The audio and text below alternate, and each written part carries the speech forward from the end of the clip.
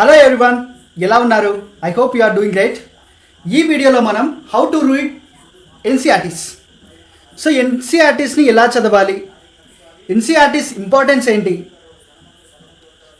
అసలు మనం ఎందుకు ఎన్సీఆర్టీస్ చదవాలి, చదవడం వల్ల మనకి ఏ లాభం. ఫర్ ఎగ్జాంపుల్ చాలామంది ఏమంటుంటారంటే ఎన్సీఆర్టీస్ అనేవి స్కూల్ బుక్స్ కదా, కిడ్స్ కదా, మనకేంటి అని అనుకుంటుంటారు. సో ఇన్ఫ్యాక్ట్ ఇది నా ఎక్స్పీరియన్స్ నుంచి చెప్పాలనుకుంటున్నా. ఫస్ట్ నేను కూడా అలానే అనుకొని కోచింగ్ సెంటర్లో జాయిన్ అయినప్పుడు నేను కూడా ఎన్సీఆర్టీస్ని ఎందుకు చదవాలి, అసలు అవసరం ఏంటి అని చెప్పేసి నేను కూడా subject wise only important NCERT ఏంటి అని సెలెక్ట్ చేసుకొని అలా చదివాను. బట్ అవుట్పుట్ చాలా తక్కువ ఉంది.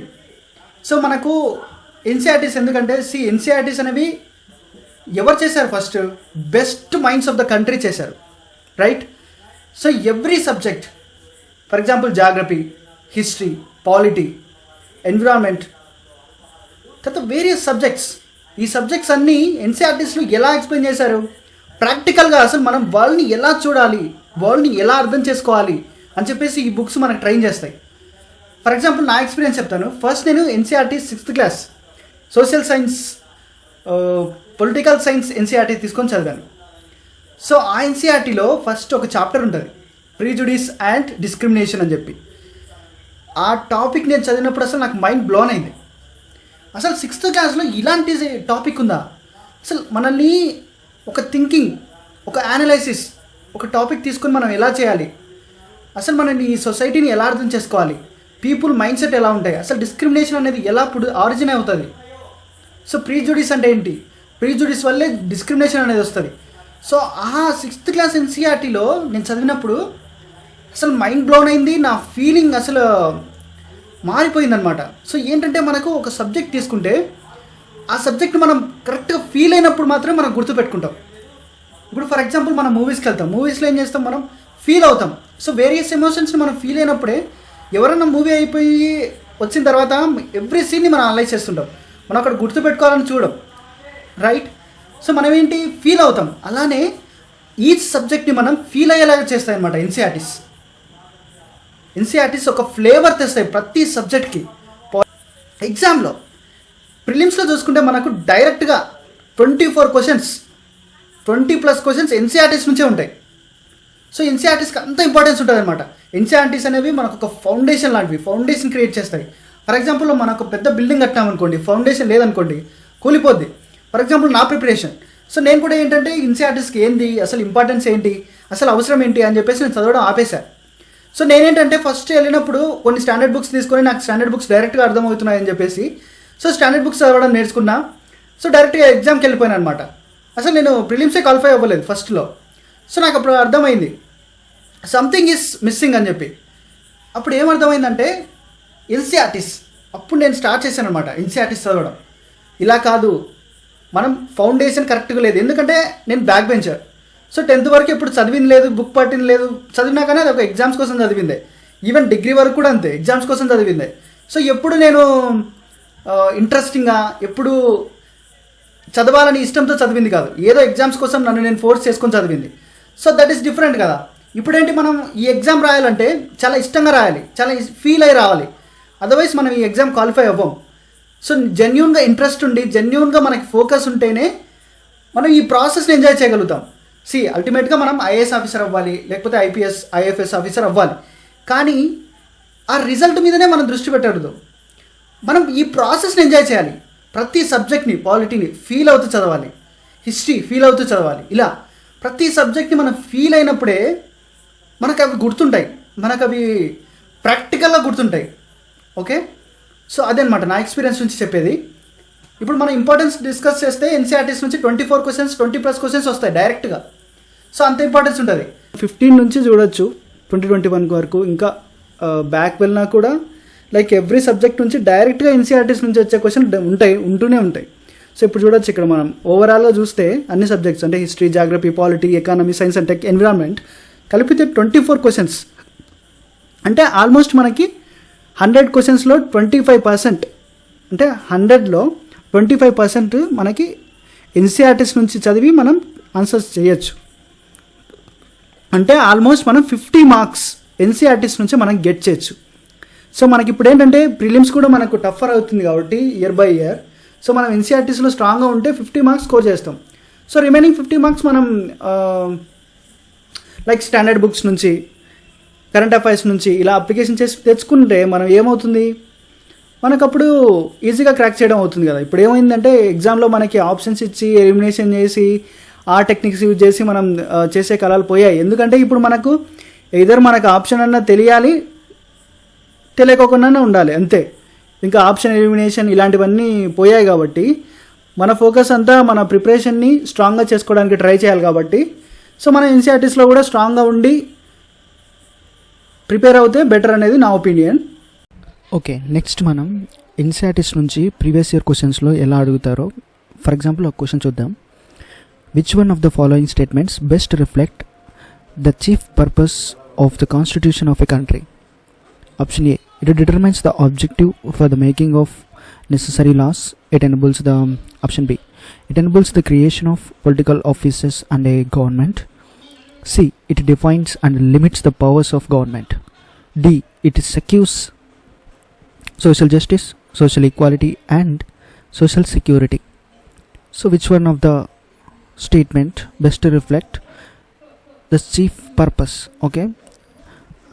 ఓకే, మనం ఎన్సీఆర్టీ మనం చదివి ఉంటే 11th క్లాస్ ఎన్సీఆర్టీలో ఉంటుంది పాలిటీ, డైరెక్ట్గా ఉంటుంది కాన్స్టిట్యూషన్ యొక్క పర్పస్ ఏంటి అని చెప్పేసి. సి, ఓకే, దీనికి ఆప్షన్ సి అనేసి answer. It defines and limits the powers of government. So ఎవరైనా సరే 11th క్లాస్ ఎన్సీఆర్టీ చదివింటే ఈ క్వశ్చన్ ఈజీగా సాల్వ్ చేయొచ్చు. ఇలానే 6th క్లాస్ నుంచి 12th క్లాస్ ఎన్సీఆర్టీ ప్రతి సబ్జెక్ట్ ప్రతి ఎన్సీఆర్టీ మనం చదవాల్సి ఉంటుంది. ఎందుకంటే 24 క్వశ్చన్స్ డైరెక్ట్గా, అంటే 20+ క్వశ్చన్స్ అయితే డైరెక్ట్గా వస్తాయి ఎన్సీఆర్టీస్ నుంచి. సో అంత ఇంపార్టెన్స్ ఉంటుంది అనమాట. ఇలానే సింపుల్గానే ఉంటాయి ఎన్సీఆర్టీ నుంచి వచ్చే క్వశ్చన్లు. ఓకే, ఇప్పుడు మనం ఎన్సీఆర్టీస్ ఎలా ఎఫెక్టివ్గా చదవాలి? ఓకే, ఫస్ట్ మనం అసలు ఈ చాప్టర్ ఏంటి, ఫర్ ఎగ్జాంపుల్ ఇది హిస్టరీ నుంచి తీసుకున్నది. సో ఫస్ట్ మనం ఈ చాప్టర్ ఏంటి అని చూడాలి. ఫస్ట్ మనం చాప్టర్ చదివే ముందు ఇక్కడ క్వశ్చన్స్ ఏమి ఇచ్చారు అని చెప్పి మనం ఫస్ట్ చూడాలన్నమాట. సో ఇక్కడ ఏం క్వశ్చన్స్ ఇచ్చారు అని చెప్పేసి అప్పుడు ఏమవుతుందంటే మనకు ఈ చాప్టర్ని మనం ఏ విధంగా చదవాలి, సో వేటి మీద మనం ఫోకస్గా చదవాలనేది మనకు అర్థమవుతుంది అనమాట. సో ఫస్ట్ ఇలా Narmada valley, Magadha, Garo hills, like Indus and it's tributaries, Ganga valley, so వేటి మీద మనం ఫోకస్ చేస్తూ చదవాలి అని చెప్పేసి మనకి క్వశ్చన్స్ చదవడం వల్ల మనకు అర్థమవుతుంది అన్నమాట. ఇప్పుడు మనకు దీన్ని నేనేమంటా అంటే లైఫ్ అప్రోచ్ అని అంటుంటా. సో మనం ఏంటంటే ఇప్పుడు స్కూల్లో ఫస్ట్ మనకు లెసన్ చెప్తారు, క్వశ్చన్స్ ఇస్తారు. సో అదే మనం లైఫ్ తీసుకుంటే ఫస్ట్ మనకు ప్రాబ్లమ్స్ వస్తాయి, వాటిని సాల్వ్ చేస్తూ మనం లెసన్స్ నేర్చుకుంటాం. సో అలా అనమాట. అలా ఈ బుక్స్ కూడా మనం ఈ విధంగా చదివితే బెటర్ అని నా ఒపీనియన్. తర్వాత మనం ఇలా సబ్ హెడ్డింగ్స్ ఉంటాయి కదా, సో సబ్ హెడ్డింగ్స్ చూడాలన్నమాట ఏంటి అసలని. Why do people travel nowadays, ఇలా ట్రేస్, రివర్, ఇండస్, ఇలా where did people live, what can we know about the past, ఇలా అనమాట. ఇలా మెయిన్ సబ్ హెడ్డింగ్స్ చూడాలి. సబ్ హెడ్డింగ్స్ చూసినప్పుడు ఈ టాపిక్ ఓవర్వ్యూ ఎక్కడెక్కడ కవర్ చేస్తుందని మనకు అర్థమవుతుంది అనమాట. సో డైరెక్ట్గా చాప్టర్లోకి రీడ్ అవ్వకుండా ఫస్ట్ మనం క్వశ్చన్స్ చదవాలి, నెక్స్ట్ మనం సబ్ హెడ్డింగ్స్ చూడాలి అసలు ఈ టాపిక్ ఎక్కడెక్కడ కవర్ చేస్తుందని. ఇప్పుడు ఫర్ ఎగ్జాంపుల్ ఇలా మ్యాపింగ్ ఉందనుకోండి, సో ఇదేంటంటే యూపీఎస్సీలో స్పెసిఫిక్గా ఇలా మ్యాపింగ్ ఉన్నా కానీ, టేబుల్స్ ఆఫ్ కంటెంట్ ఉన్నా కానీ చాలా ఇంపార్టెంట్. ఎందుకంటే స్పెసిఫిక్గా అడుగుతారన్నమాట. ఇప్పుడు మనం చూస్తే ఇలా అనమాట, ఇలా స్కెచ్ ఇచ్చారు కదా, ఇప్పుడు మనకి ఇలా మ్యాప్ ఉంది. సో ఈ మ్యాప్లో ఇచ్చిన ఏవైతే లొకేషన్స్, సైట్స్ ఉంటాయో అవి చాలా ఇంపార్టెంట్ అనమాట. ఇక్కడ మెన్షన్ అయి ఉంటాయి, అట్ ద సేమ్ టైం ఇక్కడ కూడా ఉంటాయి కదా. సో ఇవి మనం ఎవ్రీ బిట్ చాలా డీటెయిల్గా చూడాలన్నమాట. ఇవి ఎక్కువ అడుగుతుంటారు యూపీఎస్సీలో. సో మనం ఇప్పుడు ఏ ఎన్సీఆర్టీస్ చదవాలి, like which NCERTs to read అనేది చూద్దాం. ఫస్ట్ మనకి హిస్టరీకి వచ్చేసి 6th నుంచి 12th వరకు అన్ని ఎన్సీఆర్టీస్ చదవాల్సి ఉంటుంది. సో నెక్స్ట్ ఏంటంటే ఆర్ట్ అండ్ కల్చర్ కూడా మనం 11th క్లాస్లో 2 బుక్స్ ఉంటాయి. And introduction to Indian art అని చెప్పి, తర్వాత living craft traditions of India అని చెప్పేసి. సో సెకండ్ బుక్లో లివింగ్ క్రాఫ్ట్ ఏదైతే ఉందో ఈ బుక్లో మనం 9th and 10th చాప్టర్ చదివితే సరిపోతుంది.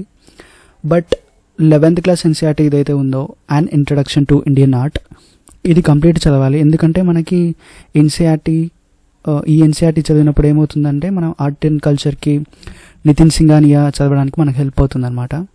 సో నెక్స్ట్ మనం చూస్తే మనం జాగ్రఫీకి కూడా మనం బేసిక్గా అందరూ ఏమంటుంటారంటే 11th class and 12th class సరిపోతాయి అని చెప్తుంటారు. బట్ నేనేమంటానంటే ఇన్ కేస్ మనం సైన్స్ బ్యాక్గ్రౌండ్ నుంచి వచ్చింటాం, సోషల్ స్టడీస్ బ్యాక్గ్రౌండ్ కాకుండా, హ్యూమానిటీస్ బ్యాక్గ్రౌండ్ కాకుండా, సో మనం 6th నుంచి 12th వరకు చదివితే బెటర్ అని నా ఫీలింగ్. తర్వాత పాలిటీ కూడా 9th నుంచి 12th వరకు చదివితే సరిపోతుంది. నేనైతే 6th to 12th చదివాను. సో నేను కూడా 6th to 12th చదవమని సజెషన్ ఇస్తాను. తర్వాత ఎకనామిక్స్కి మనకి 9th నుంచి స్టార్ట్ అవుతాయి. సో 9th నుంచి 12th వరకు ఎన్సీఆర్టీస్ ఏవైతే ఉన్నాయో మనం ఖచ్చితంగా చదవాల్సిందే.